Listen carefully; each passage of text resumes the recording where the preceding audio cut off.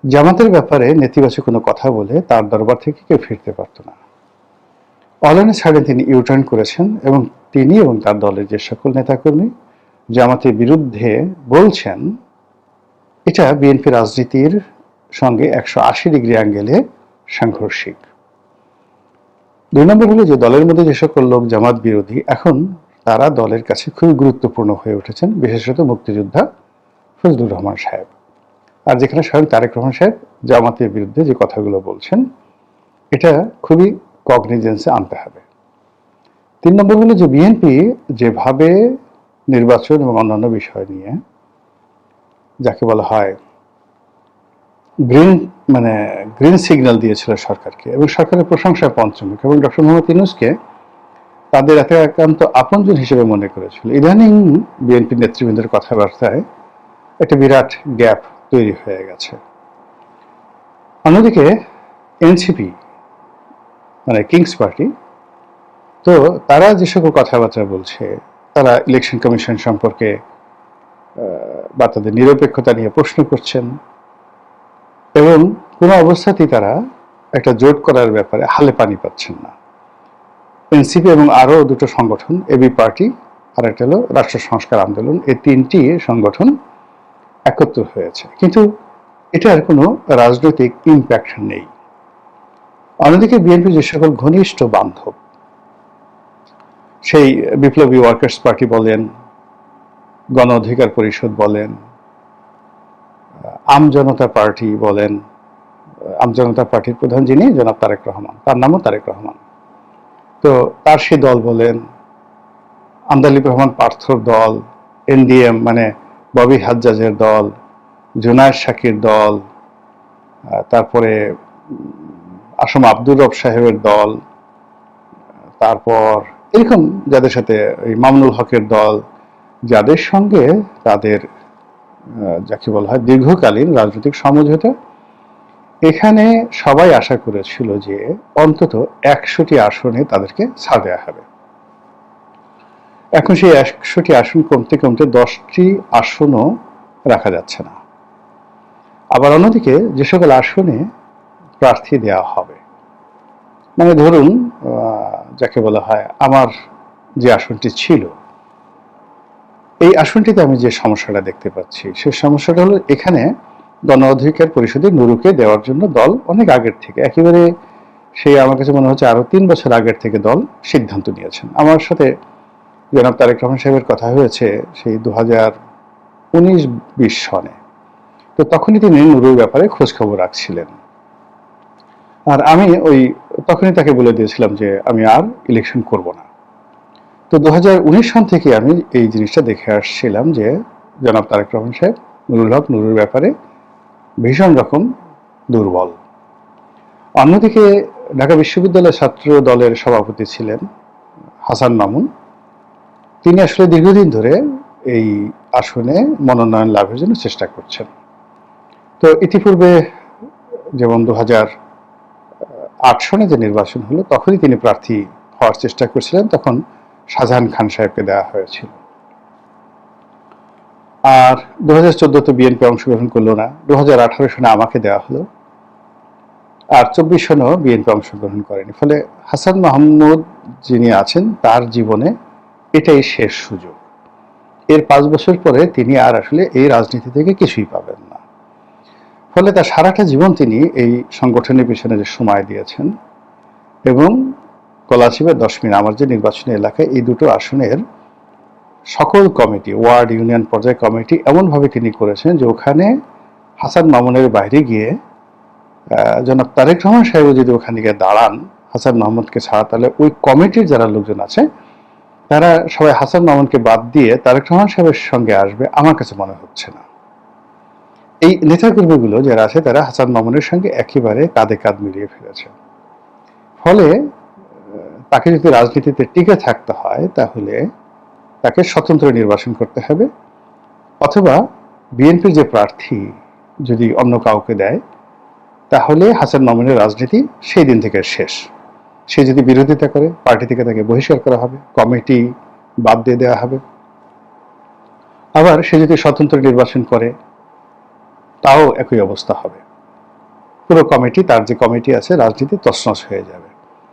এই গেল হাসান মামুন এবং বিএনপির ভাষণ। অন্যদিকে যদি হাসান মামুনকে মনোনয়ন দেওয়া হয়, হাসান মামুনকে মনোনয়ন দেওয়া গেলে বিএনপি যে সবচেয়ে শক্তিশালী গ্রুপ, হাসান মামুনদের হাতে কমিটি আছে, কিন্তু মাসেল পাওয়ার এবং ভোট যাদের হাতে সেটা হলো সাবেক সংসদ সদস্য শাহজাহান খান, তার আত্মীয় স্বজন এবং তার কমিটি।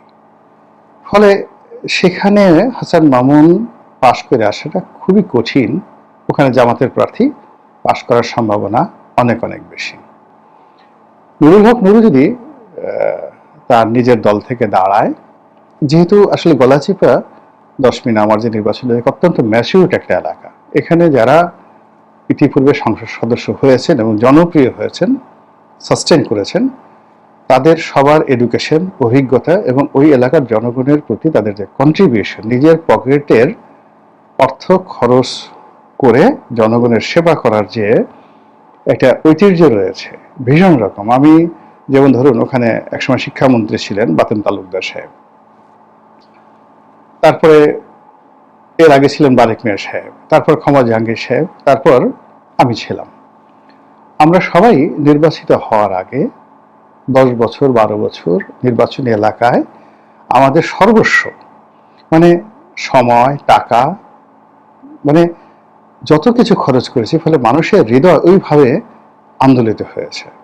কিন্তু দেখা গেল যে আপনি খুব, মামুন যেটা করছে সেটা শুধুমাত্র রাজনৈতিক দল, কিন্তু মামুনের যেহেতু ব্যবসা নাই, বাণিজ্য নাই, তার স্ত্রী চাকরি করে, সীমিত অর্থ দিয়ে, মানে আমি যে কাজটা করেছি, ক্ষমা জাহাঙ্গীর যে কাজটা করেছেন, বাতেন তালুকদার যে কাজটি করেছেন, এটা সম্ভব নয়, তাদের পক্ষে সম্ভব নয়। আর নুরু তো মানে আরো মানে তরুণ। ফলে কি হচ্ছে, কিংবা এই যে এখন শাহ আলম সাহেব যিনি আছেন, তিনি একজন শিক্ষক মানুষ, জামাতের আমির, মানে পাবলিকে 1 কেজি মুড়ি খাইয়েছেন, এরকম কোনো নজির নাই। ফলে হয় কি, 3 জন প্রার্থী, সম্ভাব্য 3 জন প্রার্থী, তাদের মধ্যে প্রতিযোগিতা হবে, কিন্তু জনগণের সহানুভূতি, আগ্রহ এবং তারা এমপি হলে এলাকার উন্নয়ন হবে, এইরকম বিশ্বাস জনগণের মধ্যে হবে না। ফলে জনগণের ভোটের জামে সেটার পরিবর্তে মারামারি, কাটাকাটি, হানাহানি হবে, এবং যেই এমপি হোক না কেন, আলটিমেটলি এলাকার শান্তি হবে না। আমি জাস্ট আমার এলাকাটা সম্পর্কে বললাম, পটুয়াখালী 4টি আসন সম্পর্কে আমি ঠিক এইভাবে নিরপেক্ষভাবে বলতে পারি। তো কি হচ্ছে যে বিএনপির যারা জোট সঙ্গী, তারা যেহেতু নিজেদের প্রতীকে লড়াই করছে, ওখানে অনেক জায়গা থেকে গিয়ে বিএনপির নেতাকর্মীর দ্বারা তারা ধাওয়া খেয়ে আসছে। কোনো জোট সঙ্গীরই এত শক্তি নাই যে বিএনপির প্রার্থীকে চ্যালেঞ্জ জানিয়ে বাপের বেটার মতো এলাকাতে দাঁড়িয়ে থাকবে। এই শক্তিটা কারোর নেই, কোথাও নেই। ফলে কি হয়েছে, সমস্ত জোটের যারা কর্মী, নেতা, তারা ভীষণ রকম হতাশ। দেখলাম তানিয়া রব, মানে আসম আব্দুর রব সাহেবের স্ত্রী যিনি ইলেকশন করবেন, তিনি সেখানে ধাওয়া খেয়ে আসছেন। ঢাকাতে আন্দালিব রহমান পার্থ, তার অবস্থাও ভালো না, ববি হাজ্জাজের অবস্থাও ভালো না, জুনায়েদ সাকি ধাওয়া খেয়ে আসছেন। এইরকম ঘটনা কিন্তু অহরহ ঘটছে। তো এই ঘটনা সময়ের মধ্যে ঢাকা বিশ্ববিদ্যালয়ের এক শিক্ষক সিরিয়াসভাবে লাঞ্ছিত হলেন। আইন শৃঙ্খলা আজকের দিন পর্যন্ত প্রতিদিনই অবনতি হচ্ছে।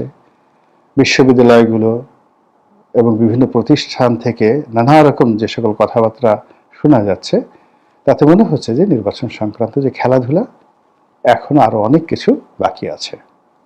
মহান আল্লাহ আমাদের সবাইকে হেদায়েত দান করুন এবং হেফাজত করুন। আসসালামু আলাইকুম ওয়া রাহমাতুল্লাহি